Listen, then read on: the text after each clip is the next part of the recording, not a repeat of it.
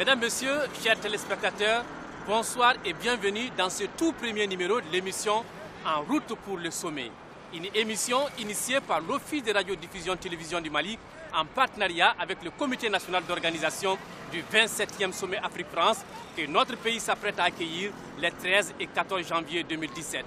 Cette émission permettra de faire le point des préparatifs, les jours J de vous faire revivre les temps forts de l'événement et après de tirer le bilan de cette activité. Mesdames, Messieurs, une fois de plus, bienvenue sur l'ORTM. C'est le 1er juillet 2016 que le président de la République, Ibrahim Boubacar Keïta, a dévoilé le logo du 27e sommet Afrique-France. Lors de cette cérémonie tenue sur les hauteurs de Koulouba, devant le Premier ministre, les membres du gouvernement, les présidents des institutions de la République, le corps diplomatique et les membres du comité d'organisation du 27e sommet Afrique-France, le président a appelé les Maliens à l'union sacrée autour de cet événement. Le président Keïta a également rendu hommage au président François Hollande pour cette confiance renouvelée au Mali. Lorsque nous sommes rendus en France en décembre 2013 pour participer en tant que nouveau chef de l'État du Mali, sommet France-Afrique, baptême du feu pour le bleu que j'étais, et c'était assez intimidant. Mais tout de suite, l'ami de toujours, que le président François Hollande m'a mis à l'aise. M'a mis à l'aise et m'a également créé un trouble.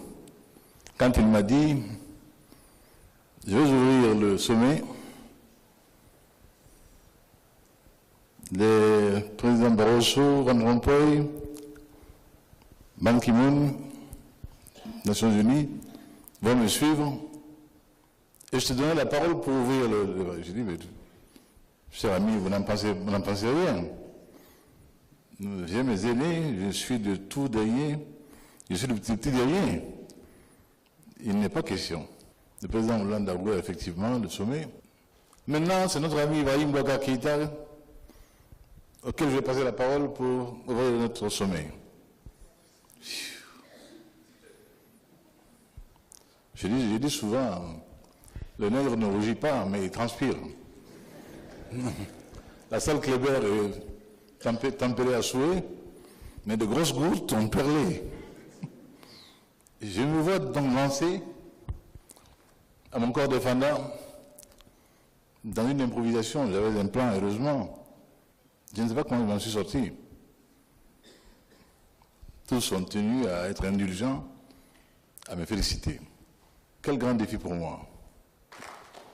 Il me l'avait dit à deux. Je croyais vraiment, honnêtement, qu'il le disait pour me taquiner.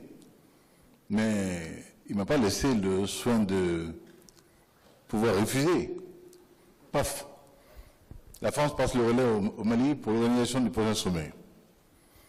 Tel est le défi au-devant duquel nous nous trouvons aujourd'hui ici.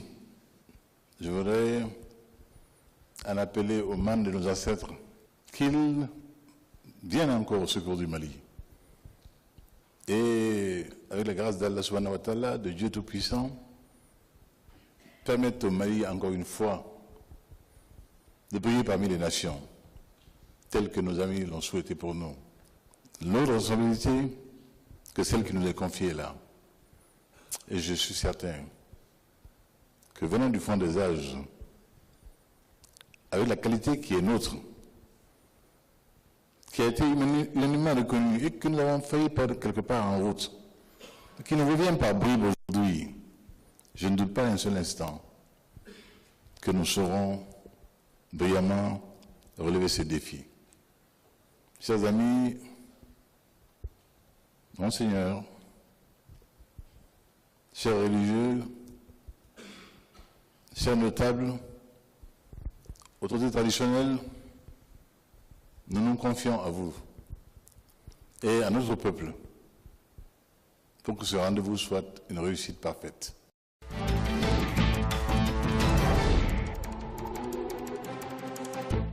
Le Le Centre international de conférence de Bamako sera dans quelques jours le centre névralgique du monde, puisque c'est là que les chefs d'État et de gouvernement et les nombreuses délégations vont se retrouver pour le 27e sommet Afrique-France.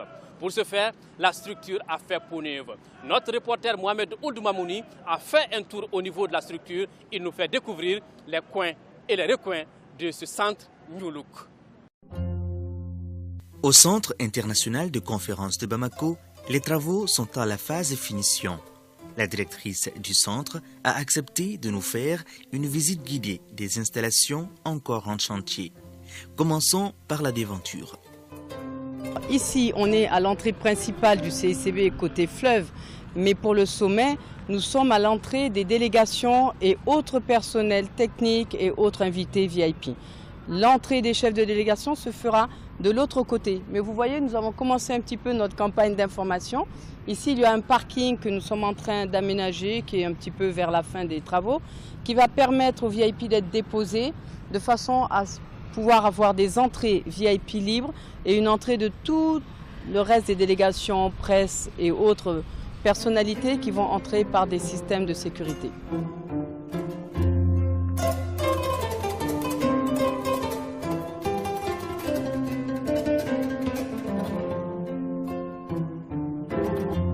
Ici, nous sommes au bâtiment 1, au rez-de-chaussée de la salle des 1000 places.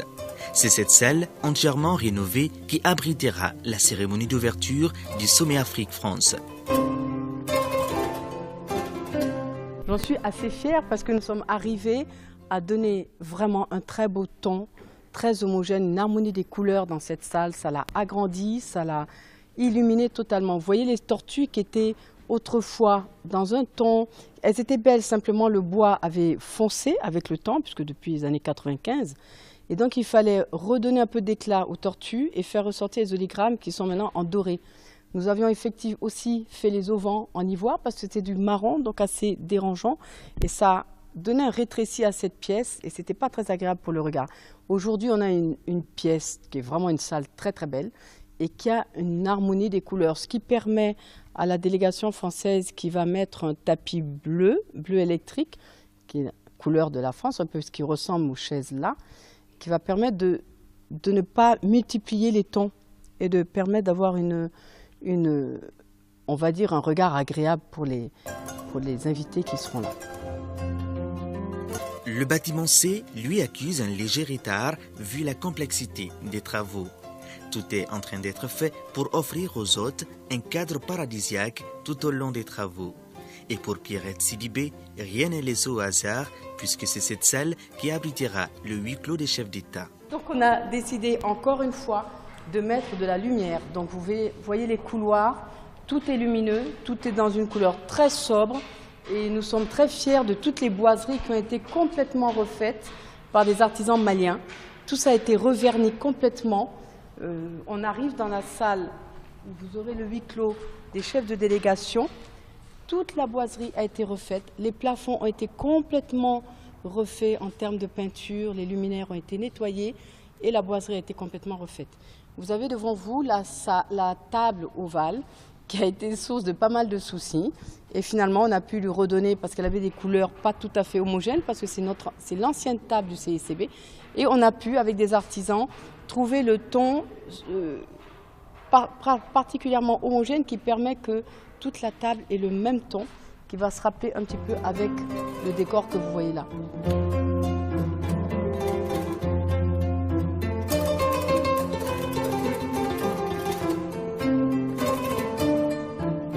Ici, vous avez la salle centrale, très belle salle que nous avons reprise complètement, qui était dans un jaunâtre un peu moutarde. Donc on a encore une fois éclairé, refait les plafonniers parce que c'était pas très heureux, il y avait énormément de tuyauterie qui se voyait. Et c'est une salle, encore une fois, qui est fermée, pas de lumière naturelle. Donc il fallait mettre des couleurs qui permettaient un petit peu de lumière. Ici vont être abrités à peu près une centaine d'ordinateurs, plusieurs tables, et des gens qui vont essentiellement saisir, travailler. La presse, qui a un rôle déterminant dans la réussite de ce sommet, n'a pas été oubliée. Ici, vous êtes face au beau bâtiment de l'espace presse où en ce moment la délégation française, l'événementiel français est en train d'équiper l'intérieur. Ici, c'est votre métier, c'est votre zone. Vous allez voir que tout est mis en œuvre pour que les experts de la communication soient dans les meilleures conditions optimales pour pouvoir travailler. On est dans l'entrée de l'espace presse qui est entièrement équipé avec 2 zones que vous allez pouvoir voir tout de suite. Un espace où il y aura tous les box pour tout ce qui est presse écrite et un autre espace où tout le monde pourra travailler avec des télévisions, avec leurs correspondants en Europe, enfin dans le monde entier. Vous voyez tout cet espace-là, c'est l'événementiel français qui est en train de le faire, c'est immense. Hein, et ils sont, à mon avis, très avancés. Et ils seront prêts dans peu de jours, je pense que le 30 du mois, tout ça sera terminé.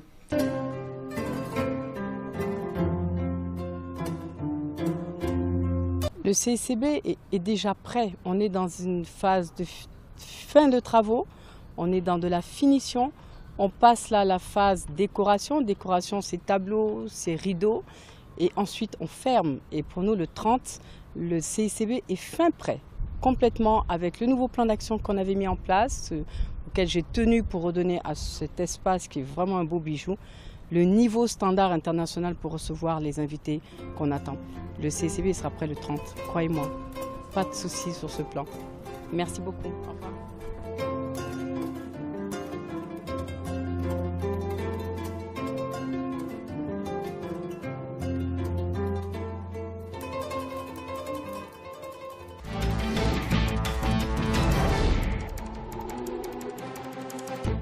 L'organisation d'un tel sommet nécessite la réalisation de nombreuses infrastructures. Des hôtels, des salles de conférence, des routes, etc. Et pour faire le point de la situation sur le terrain, nous avons comme invité ce soir le président du comité national d'organisation du 27e sommet Afrique-France. Il s'agit de M. Abdoulaye Coulibaly. Monsieur Coulibaly, bonsoir. Bonsoir. D'abord, vous vous attendez à combien de chefs d'État au sommet de Bamako? Nous sommes comblés parce qu'à ce niveau, nous avons un minimum de 30 chefs d'État qui ont déjà confirmé, ce qui, dans l'histoire des sommets, est extraordinaire. Donc, comme vous le voyez, le Mali suscite engouement. De partout, les gens veulent venir. Et ça, c'est au niveau chef d'État. Mais au niveau des opérateurs économiques, la demande est forte. La société civile, la demande est forte. Voilà pourquoi on demande une mobilisation forte, comme les Maliens savent le faire, pour que tous ces amis du Mali soient accueillis dans la dignité, la sobriété et la propriété. On est sur plusieurs sites. Le premier site, c'est là où on accueille les gens, donc l'aéroport.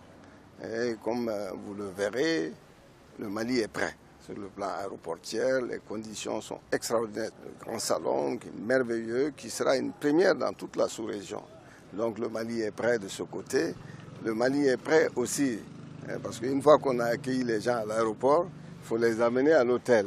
Sur le plan hôtellerie, c'est extraordinaire ce que les Maliens ont su faire en peu de temps. Mais à côté de ces hôtels, le Mali a décidé d'investir, parce que le sommet aussi, c'est une occasion de développement, une occasion de faire travailler des Maliens. Donc on a un grand projet de 14 villas sur lesquelles actuellement beaucoup de Maliens travaillent et qui ont eu l'occasion de me dire, grâce au sommet, ils ont retrouvé leur dignité. Donc c'est vous dire que les conditions sont réunies pour accueillir nos amis dans les meilleures conditions. Après l'aéroport vont à l'hôtel, il faut qu'ils aillent à la conférence. Et le lieu choisi est le Centre international de conférence de Bamako. Je peux vous dire aujourd'hui que nous sommes prêts à 99%. 99%, mais il y a toujours des derniers réglages. Donc le Mali est prêt pour accueillir les gens dans les grandes salles et vous aurez l'occasion de faire. Vous vous rendrez compte que beaucoup de choses ont changé en bien au Mali. Ce sommet est stratégique. Le sommet va permettre au Mali de reprendre sa place dans le concert des nations. Parce que en accueillant au Mali 35 à 40 chefs d'État, 60 délégations, le patron de l'Union africaine, du FMI, de la Banque mondiale, environ 2000 à 2500 personnes. Ça montre aux investisseurs, voilà une destination fréquentable. Donc ce sommet va permettre, grâce à ça, de montrer aux gens, vous pouvez aller dans ce pays. Et lorsque les gens vont venir au Mali, et c'est ça qui est important pour la population, que la population doit savoir, grâce à ce sommet, la masse monétaire en circulation va augmenter. très important, Bébi Tassero. Et le sommet va faire vivre. Le Mali a 7 pays frontières. 7 pays frontières. C'est-à-dire, c'est un pays, s'il n'est pas dans les bonnes conditions, tous ces pays ne sont pas en sécurité. Et voilà pourquoi le sommet est stratégique pour l'ensemble des partenaires du Mali, mais aussi important pour nos familles qui, grâce au sommet, vont retrouver la joie de vivre. Bamako, la capitale malienne, dispose de plusieurs lieux à visiter, des espaces fascinants. C'est pourquoi Modibo Soirée nous amène aujourd'hui au Musée national du Mali pour visiter cette structure, une véritable mémoire vivante de notre pays. Situé sur la route de Koulouba, en plein cœur de Bamako et contigu au Parc national du Mali, le musée national se caractérise par son imposant site verdoyant parsemé d'œuvres architecturales symbolisant un pan important de l'histoire du riche patrimoine culturel du Mali. Héritier du musée soudanais de Bamako, inauguré en 1954, le musée national s'est ouvert depuis sa refondation en 1981 dans une nouvelle architecture à toutes les expressions qui fondent la culture malienne à travers son histoire. Le musée national du Mali, c'est un lieu, une institution créée par l'État pour conserver et diffuser le patrimoine culturel du Mali. C'est donc un lieu où on peut trouver tout ce qui représente donc les traditions maliennes, la culture malienne. Bâti sur une superficie de 4 hectares, le musée national s'est doté en 2003 de nouveaux lieux d'exposition et de services aux différents publics, scolaires, maliens et touristes. Le visiteur peut découvrir plusieurs expositions sur l'histoire ancienne du Mali qui présentent les résultats des recherches archéologiques menées au Mali depuis l'époque coloniale. L'exposition sur les traditions textiles du Mali, en commençant par les textiles donc, les plus récents jusqu'aux traditions les plus anciennes liées donc au Télème. L'infrastructure propose aux visiteurs sur 1700 mètres carrés de salles d'exposition climatisées à partir d'une collection de plus de 10 000 pièces de collecte récentes et anciennes. Ici, nous sommes dans une salle d'exposition permanente de textiles du Mali. La collection présente près de 200 textiles datant du XIe siècle à nos jours. Par sa richesse, la diversité des motifs, des matières et des techniques, la longue pratique du textile du Mali s'affirme comme un des pans majeurs du patrimoine malien dont l'invention et la pratique sont toujours en mouvement. Nous voulons montrer que le musée, c'est un lieu où on conserve non seulement le passé, mais on veut bien s'ouvrir vers les créations contemporaines pour montrer que notre culture, notre histoire n'est pas une histoire qui s'est arrêtée, mais qu'elle continue à se développer à travers effectivement les productions artistiques contemporaines. Le Mali millénaire est aussi visible au musée à travers des expos des découvertes archéologiques faites chez nous depuis l'époque coloniale. Bref, dans cette salle, l'art, l'histoire et l'archéologie fondent le parcours proposé aux visiteurs. La plupart des musées en Afrique restaient fidèles à la tradition historique de ne représenter que le passé, les traditions anciennes africaines. Et nous pensons effectivement que les cultures sont des cultures qui évoluent et qu'il faut donc, au-delà de la présentation de l'histoire, au-delà de la présentation des traditions anciennes, qu'il faut s'ouvrir vers la création contemporaine. Outre le Mali millénaire, l'ethnologie est aussi mise en valeur à travers des chefs-d'œuvre Dogon, Bamana, Sénoufo et bien d'autres. Toute une histoire.